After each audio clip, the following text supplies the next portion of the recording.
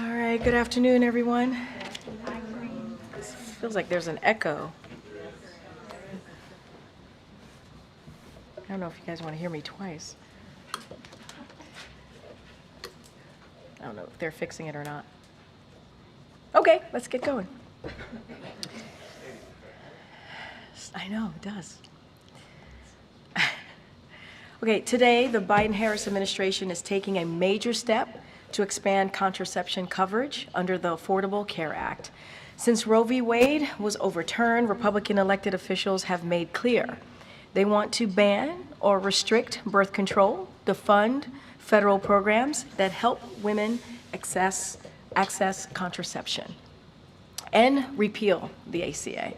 Congressional Republicans have also repeatedly blocked federal legislation to safeguard the fundamental right to birth control for women in every state. It's dangerous and it's unacceptable. This new action under our administration would help ensure that millions of women with private health insurance can access the contraception they need, including over-the-counter contraception at no cost. At a time when contraception access is under attack, President Biden and Vice President Harris will continue to fight to protect access to reproductive health care and call on Congress to restore the protections of Roe v. Wade into federal law. Now, the President and the Vice President their response to the recovery efforts continue to deliver for the people of North Carolina, Florida, and all communities affected by Hurricanes Helene and Milton. Over 5,500 federal personnel are deployed to North Carolina and Florida. Today, Administrator Deanne Criswell is in North Carolina with Governor Roy Cooper and state officials to continue surveying damage and ensure that resources continue to make it to the communities and survivors who need them. In total, nearly $2 billion in federal assistance has been approved for those affected by recent storms. In North Carolina, the administration has approved more than $300 million in assistance.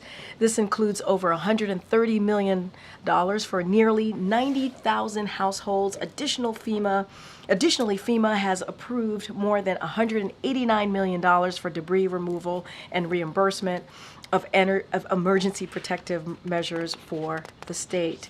And the administration also announced that the government will create a brand new program for assistance impact communities with their recovery and rebuilding efforts. Additionally, 15 disaster recovery centers are operating in impacted areas in North Carolina and have served more than 5,700 visitors, and power has been restored to 99% of impacted North Carolina customers due to thousands of utility personnel working around the clock. All of this is thanks to the leadership of the President, the Vice President, FEMA, and other administration leaders, and the many state and local officials who have helped ensure a robust and well-coordinated response and recovery effort. We'll continue to use every tool at our disposal to help these communities respond and recover from these disasters. And now, next, we have the First Lady. First Lady Jill Biden is unveiling a new enhanced educational White House public tour for visitors today at the White House. As a classroom teacher for 40 years, Dr. Biden knows that learning has to be engaging and interactive, and that you have to meet students where they are, giving them what they need to spark their curiosity and imagination. This is the first significant improvement to the tour in decades. And as the First Lady said, and I quote, "We've added flexible, versatile, and dynamic tools of learning to the tour, created more pathways in the house to bring people further into the rooms, expanded the tour to now include the diplomatic reception room, and we've included more educational content that visitors can touch, hear, and see up close."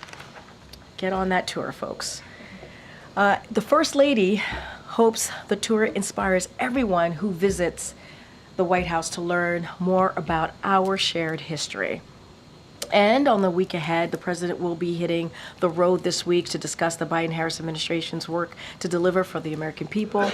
On Tuesday, tomorrow, the President will host a bilateral meeting with Prime Minister Robert Golub of the Republic of Slovenia before heading to Concord, New Hampshire, where he will join Senator Bernie Sanders to discuss the Biden-Harris administration's work to lower costs of prescription drugs. During that event, the president is expected to discuss new data on savings for the first year thanks to the Inflation Reduction Act. He will also make a campaign-related stop while he is in the Granite State. Then the president will travel to Phoenix, Arizona on Thursday and Friday, where he will deliver remarks at the Gila River Indian community and discuss the Biden-Harris administration's record of delivering for tribal communities, including keeping his promise to make this historic visit to Indian country as well. This will be first as president to do this, his first as president to do this.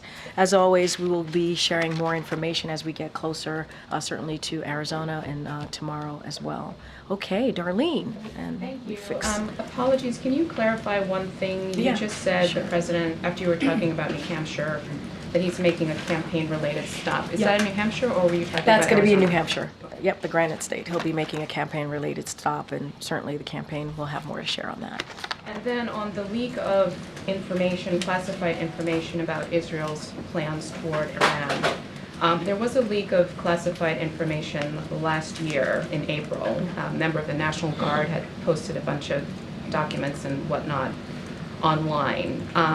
Has the Pentagon and the intelligence community done enough since then to protect? What I can say is certainly we are aware of the reporting. Certainly we are concerned, very concerned by them. Anything about the process and this and how it's being investigated by the U.S. government, I would have to refer you to the IC, the DOJ, and certainly DOD. I'm not going to get into particulars or specifics from here, but we are aware of the reports and we are definitely very concerned about them. Can you speak to any changes the president might have in mind that he might want to see going forward? So I'm not going to get ahead of it. As I just mentioned, the U.S. government is investigating this and through the appropriate authorities. So I'm going to let them move through their process, see exactly what happened. I'm not going to get into it from here. And speaking of classified information, what is the president's plan for voting in the November 5th election? So the president certainly looks forward. Oh, so serious. I'm sorry. I'm so serious today. Very funny, Darlene. Very good joke. So the president is certainly looking forward to casting his ballot in the upcoming election. When we have more to share about what that looks like, where he's going to be, we certainly will share that. Go ahead, Risha. Karine. So we just heard from Kirby that the White House is monitoring the progress of the investigative effort to figure out how this happened, not whether this happened. But just for the sake of clarity, can you confirm that the documents in question are authentic and do in fact include U.S. classified intelligence? Look, I appreciate the question. Like I said, we're certainly aware of the reports. We are very concerned. I'm not going to get into specifics. I'm not going to get into details. That's something for DOJ, IC, and DOD to get into it, and certainly they can hopefully answer any questions that you may have on this particular matter. But look, as the reports are out there and what we are hearing, certainly we are very concerned by them. They're being looked into.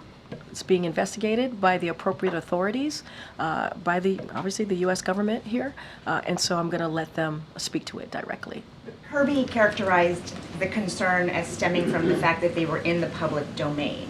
So, well, it's true. As he talked about it, the implication was that this was classified information. I'm just asking yes or no, was it? Look, anytime there are leaks like these that end up in the public domain, just reiterating what he said, of course it is concerning. We have the appropriate authorities who are looking into this on our side of things, and I'm going to be really mindful. I'm not going to get into specifics. Was this, classified? Was this not classified? I can't get into that from here. That is something IC and DOD and DOJ can get into it on those specifics. But anytime we see any type of classified information that is leaked and that is out there in the public domain, of course we are concerned, of course. But they can speak to their how authentic, how real, any of those pieces, they can speak to that. I'm not going to speak to that from here. And then just a quick follow-up on Darlene. I know you're figuring out his election day plans, but given the potential for political unrest in the days that follow, will the president be here? Does he plan to be here in Washington in the days that follow the election? So, look, the president is president wherever he is. Obviously the number one priority of this president is the American people. Obviously the security of the American people is also a priority of his as well. I don't want to get ahead of where he's going to be, if he's going to be here or not. We'll have more to share as we get closer, certainly to November 5th and what his schedule will look like. But he is indeed president wherever he is. And so his number one priority is the American people.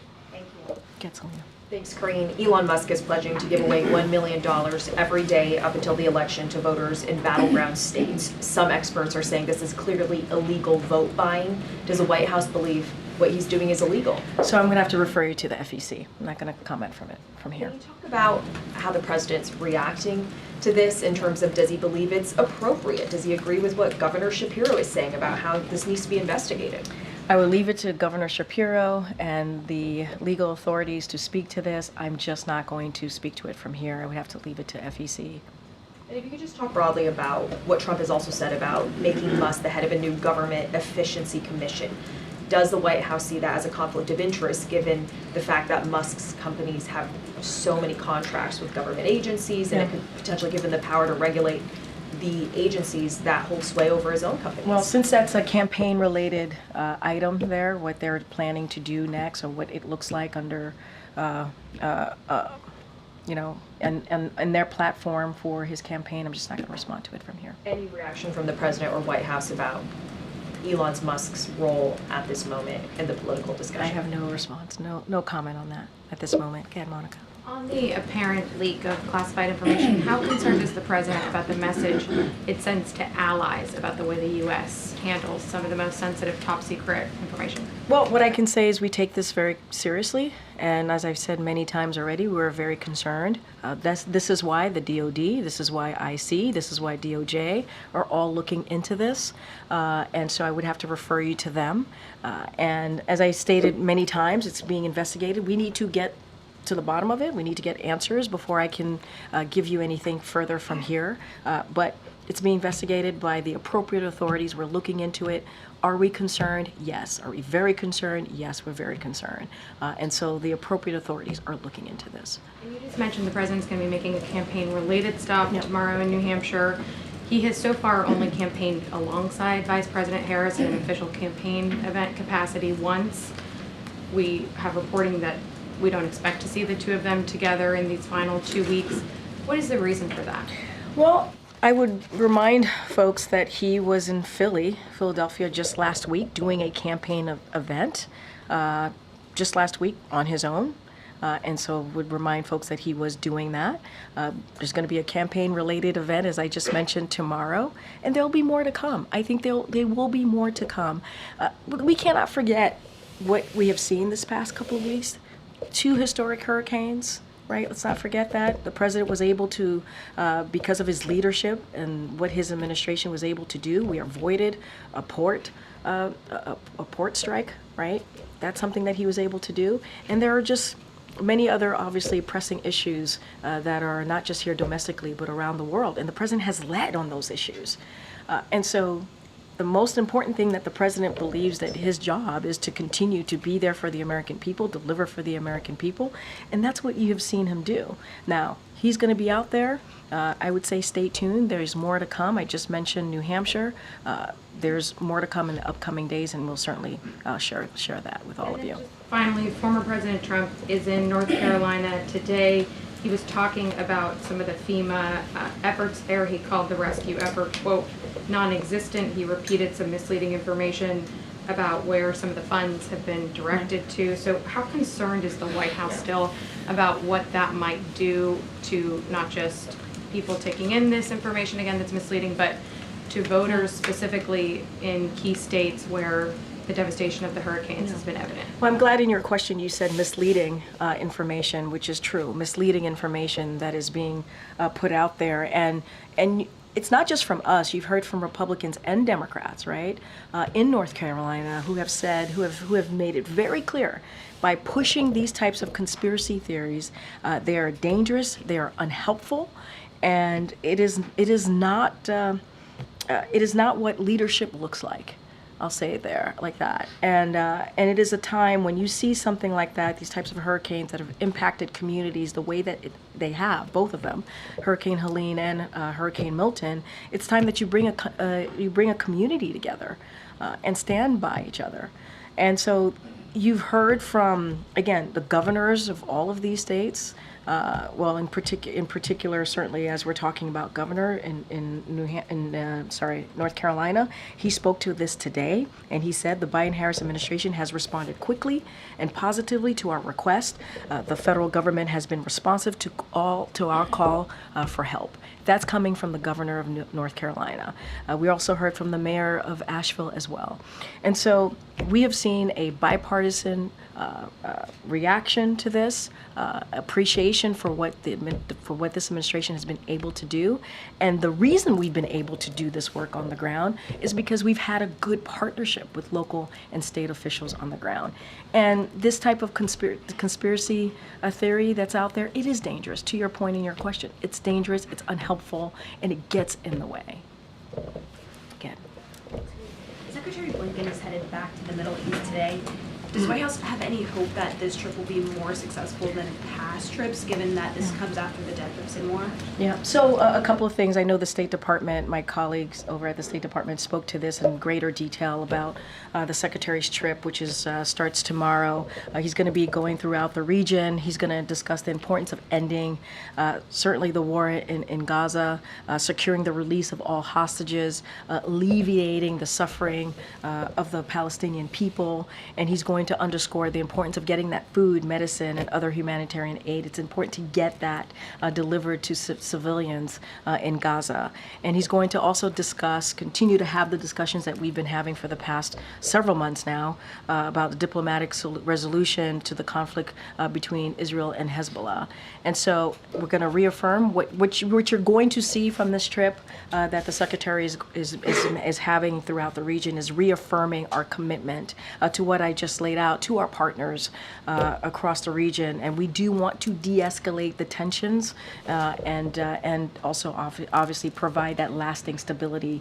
And that is the commitment that we continue to have. Look, you're asking me, I know your question was, do we think this will have an effect? We believe, and this president believes, when a diplomatic resolution, a diplomatic conversation is certainly key to dealing with issues that we're seeing across the globe. Does the president have any reaction to former President Trump using this rhetoric about the enemy from within, and specifically tying it to former Speaker Nancy Pelosi and Adam Schiff this weekend? Look, it is, that type of language is un-American. It's dangerous. I was just asked about misinformation that we have been seeing during certainly before the hurricanes hit, and certainly now as after the impact and what we're seeing on the ground, and how we're trying to work with our partners on the ground to make sure we get relief to folks on the ground. And that type of misinformation, conspiracy theories, is only hurtful. And that is not what Americans want to see as a leader. That is not what they want to see as a leader.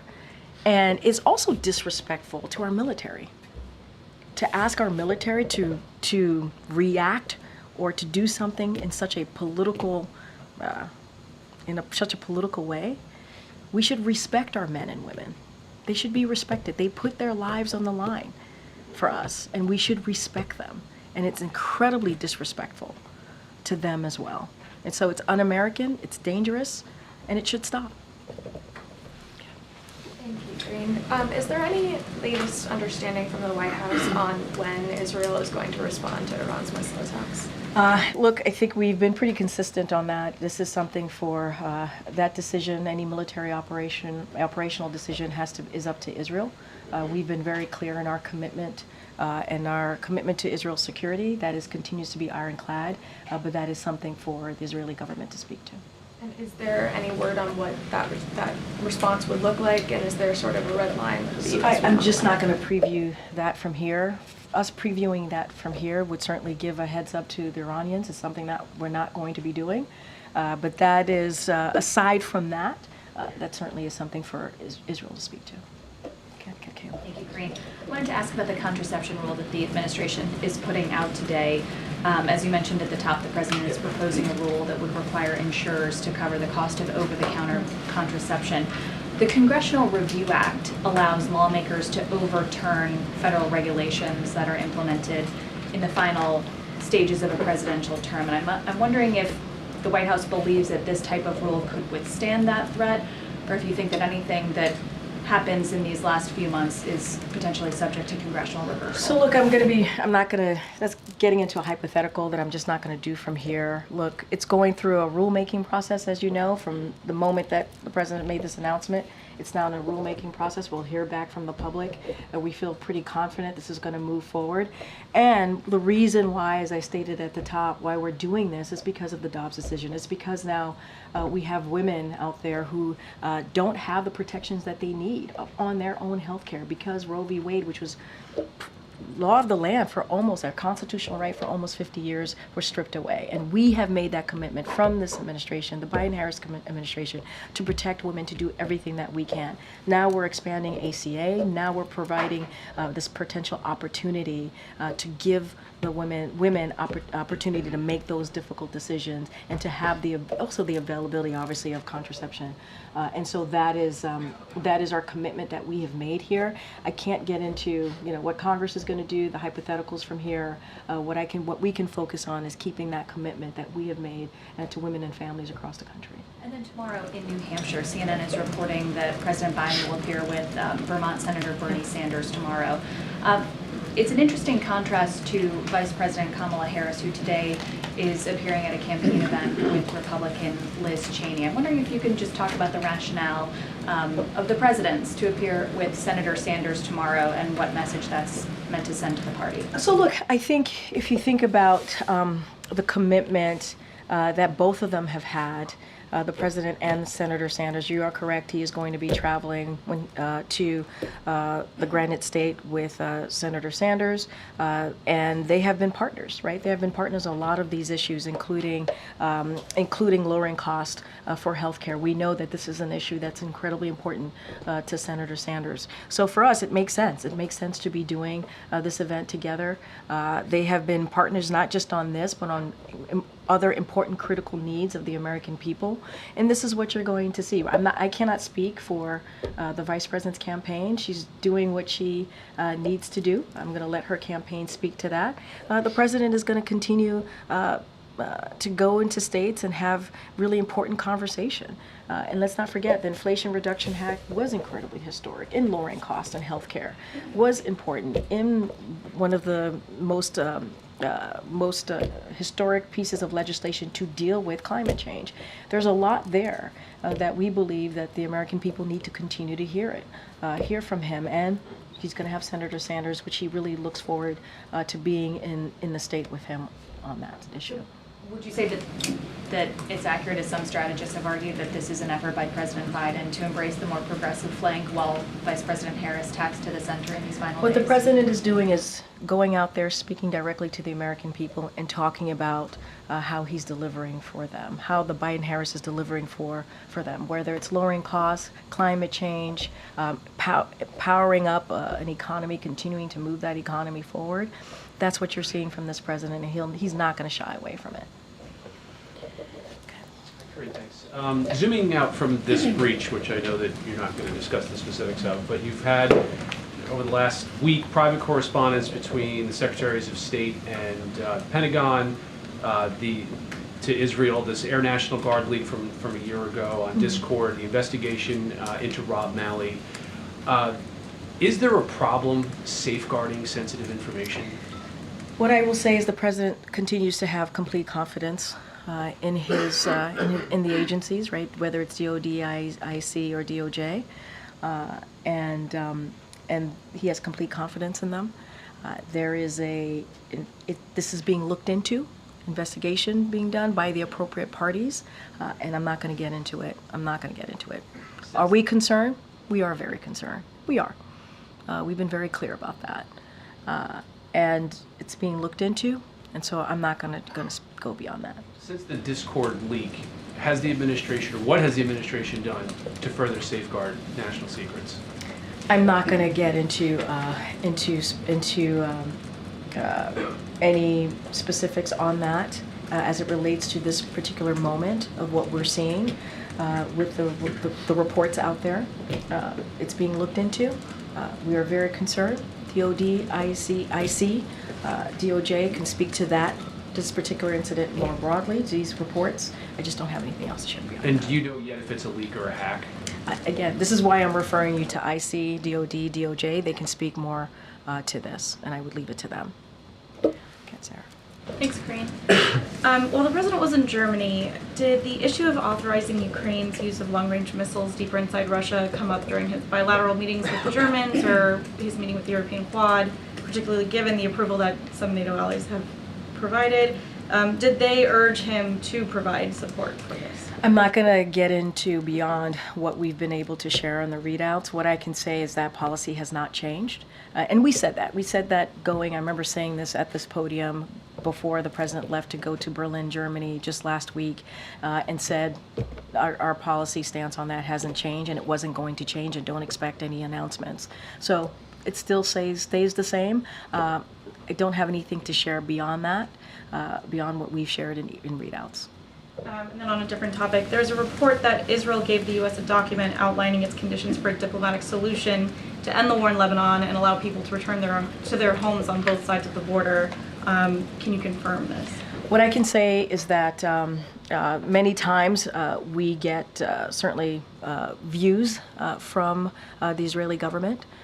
We get their views on things, and certainly the back and forth. I've said many times that we have regular conversation with our counterparts in the Israeli government, but I'm not going to get into diplomatic or private conversations from here. Okay. So this administration has warned Israel that it could lose access to some U.S. weapon fundings if it doesn't produce a dramatic increase in humanitarian aid coming into Gaza.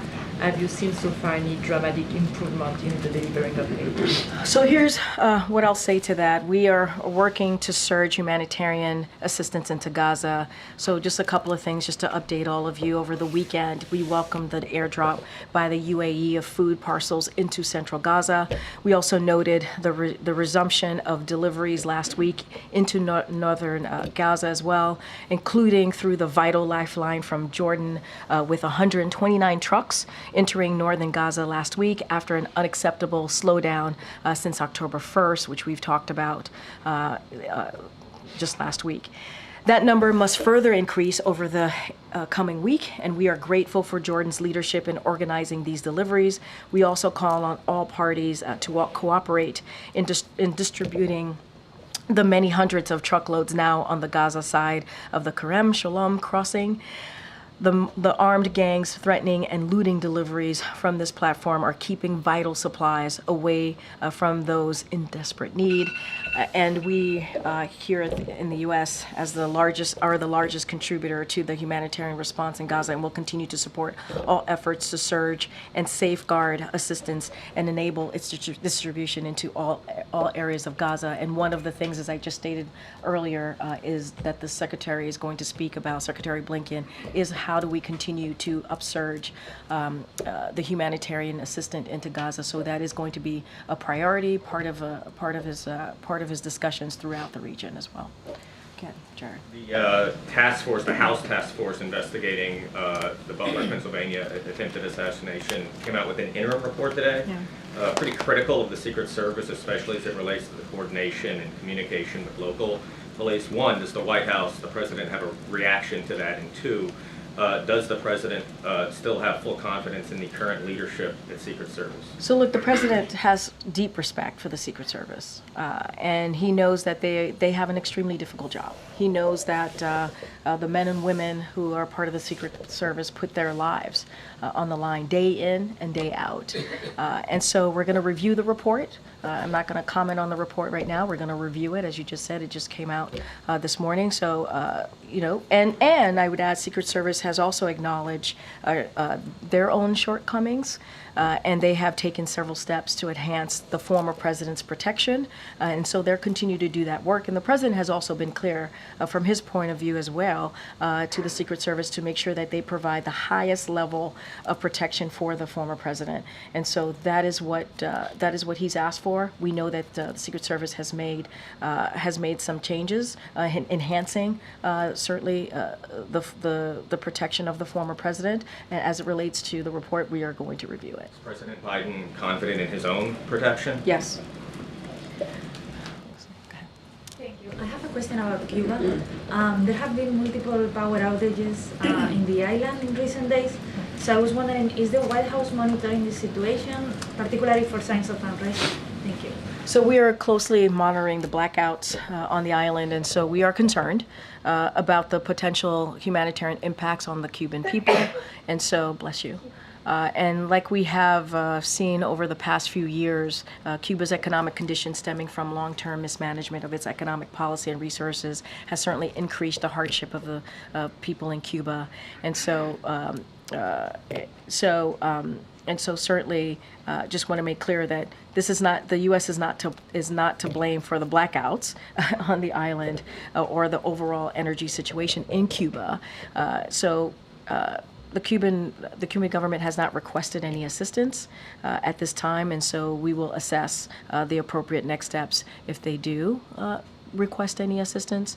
And so a critical tenet of the Biden-Harris administration policy as it relates towards Cuba is to always advocate for the support of the Cuban people, and we've been always very clear about that, and so we'll continue.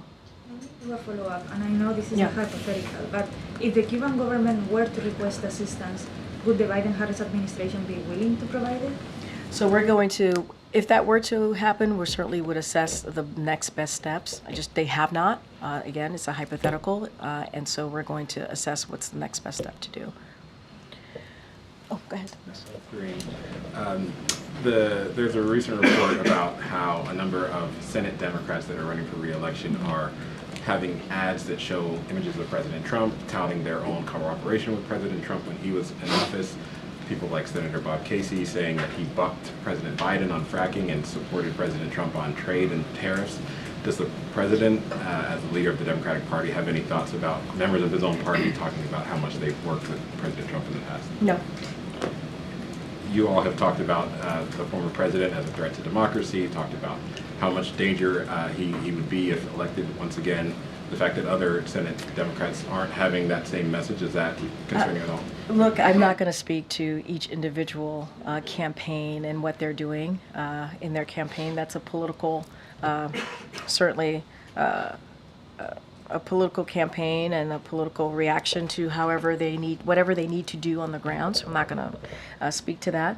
The president stands by his comments, his fight for democracy. He stands by what he saw on January 6th. He stands by the threat to democracy that we saw on that day, a dark day in our democracy, when you saw 2,000 people go to the Capitol because they were told to by the former president, because they didn't believe or were told not to believe free and fair elections, while meanwhile dozens of Republican judges were able to say, hey, yeah, no, this was a free and fair election, and they didn't believe that because they were told not to. And what we saw on that day was horrific. It was horrific, and it was indeed an attack on our democracy. The president has spoken to this many, many times, and so that's who I can speak to. I can speak for the president. I'm not going to speak for other senators and how they decide to move forward with their campaign. Go ahead, in the back. Thank you. I wanted to ask about the upcoming presidential transition. When was the last time that Jeff Sessions and the group of people working on the transition met with representatives from both campaigns? And can you provide an update on where you are in getting ready to hand off? So I don't have any specifics for you at this time. I'm happy to get more information on where they are with that particular piece. I just don't have anything to share on that. As you know, we've offered our assistance to both to both campaigns as we move forward to a transition at some point, but I just don't have an update on meetings from here.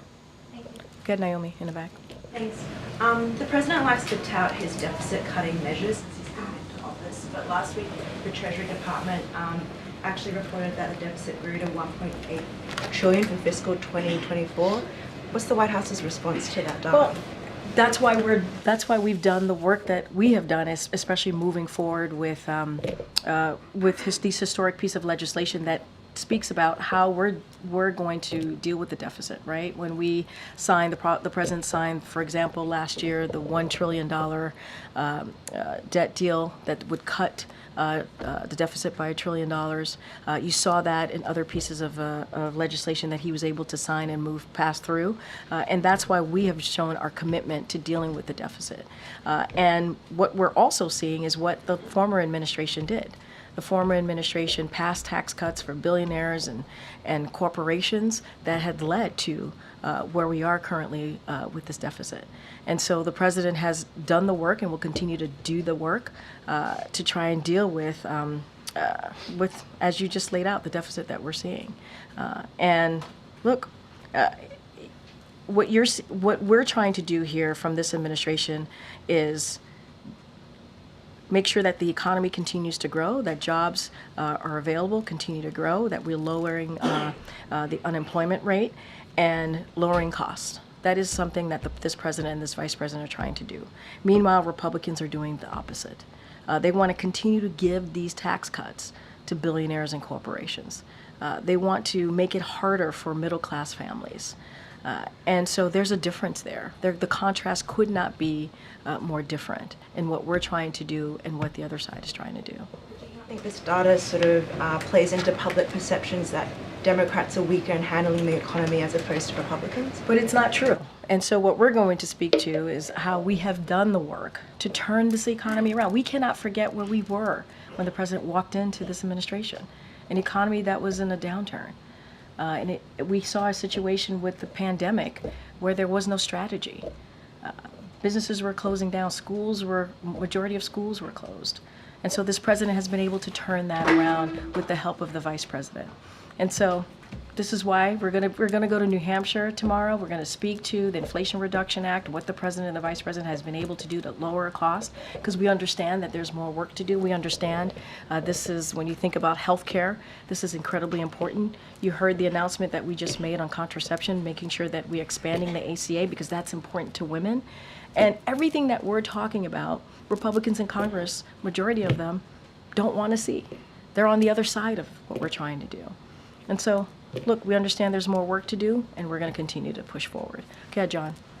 Thanks a lot, Karine. I wanted to ask you about the vice president and the difficult position that she's in the sense that she's running for president and she is currently vice president. And it's difficult, we've seen in interview after interview, for her to separate herself in terms of public positions from President Biden. Does she have a green light that if she wanted to express a differing point of view than the administration on any topic, foreign or domestic, she could do so? Or is she required to be a loyal vice president to President Biden? I disagree. I mean, the interviews that I have seen, you've seen an incredibly strong, very clear-eyed vice president and how she sees this country moving forward. And saying that, she has been indeed a partner with this president and in these successes that we have seen from this administration. And I would also note, now this is to the rest of your question, just last week in Philadelphia, the president spoke to you, asking about loyalty, about her cutting her own path. He talked about that. He talked about how, every president has to cut their own path. He talked about how he was loyal to Barack Obama, but then as a president, he was able to cut his own path forward. And so that's what Kamala's going to do. This is in his own words, what he wants to see the vice president do. And he sees her as being someone who has been loyal, just like he was loyal to Barack Obama, but she is going to certainly cut her own path. And so that's what we're seeing from this vice president. And he's very proud to have seen her move forward in her campaign.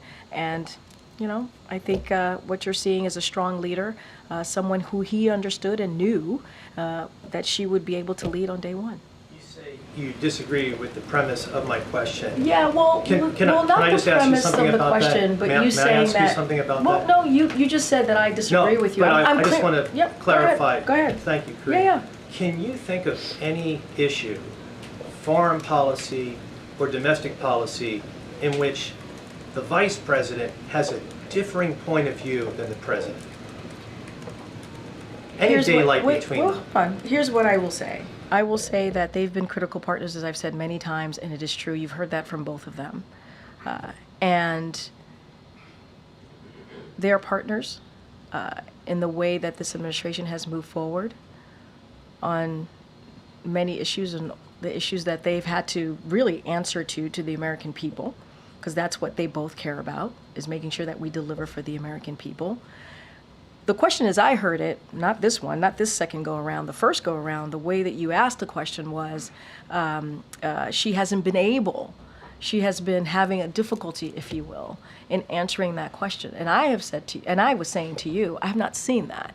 I've seen a vice president who is running for president, obviously, who has showed strength, leadership, and that's what this president has seen as well. He has said this, and cares about the American people. That's what we have seen. That's what many of the American people want to see. They want to see a fighter, and that's who she is. Yeah, Karen. Thanks, Karine. Later today, the president's doing the National Arts and Humanities reception. Can you tell us about that event? Who's going to be honored? Who's coming here to the White House? No, it's a good question. We'll have more to share as we get closer. Obviously, that's about in 3 hours or less. So we'll have more information to share about who's being honored. And you're right, the president's looking forward, and the first lady are looking forward to honoring the attendees today. All right. Okay. So Tuesday, the countries in BRICS are going to be going to Russia for a meeting. How concerned is the administration that this bloc of countries could undermine U.S. economic or trade strength that we have? So, look, what we're focused on is on the working with partners around the world and to build the broadest and deepest coalitions possible to help achieve our shared goals. That's what we're going to be focused on. We're not looking at BRICS as an evolving into some kind of geopolitical rival. That's not how we look at it to the United States or anyone else. And so we're going to continue to work with our relationships, our partnerships, whether it's with Brazil, India, South Africa. And so we're going to continue to manage certainly those relationships and with China, for example. And so that's going to be our focus right now. One of the newest members of BRICS is the United Arab Emirates, and on September 23rd, the administration signed a deal with them to develop new AI technologies. How concerned then is the Biden administration that what we give to the UAE will then end up in Russia, China, or Iran's hands through the BRICS agreements? So we've worked extensively with UAE on advanced technology. That is something that we have done, and we've done that for the last 2 years. And so that partnering is moving forward. And we believe it's moving forward in the right direction. So we recognize, and this is why the president did took an executive action on AI. We recognize the potential good, of AI, and look forward to certainly furthering that and solidifying our collaboration in AI as we try to build the safeguards and protections. Again, that's why we did the EO and executive action on it. But the transfer of technology, I'm concerned about through the BRICS agreement, that the transfer of technology will happen. So look, again, we've worked extensively, really, truly extensively with the UAE, and I think where we're headed, the movement, how we're moving forward, is in a good place. And so this is a conversation that we've had over the last 2 years. And so we're going to continue to have those conversations. We're going to continue to work through this. And so we believe it's moving in the right direction. All right. Thanks, everybody. Thanks, everyone. Thanks, Karine.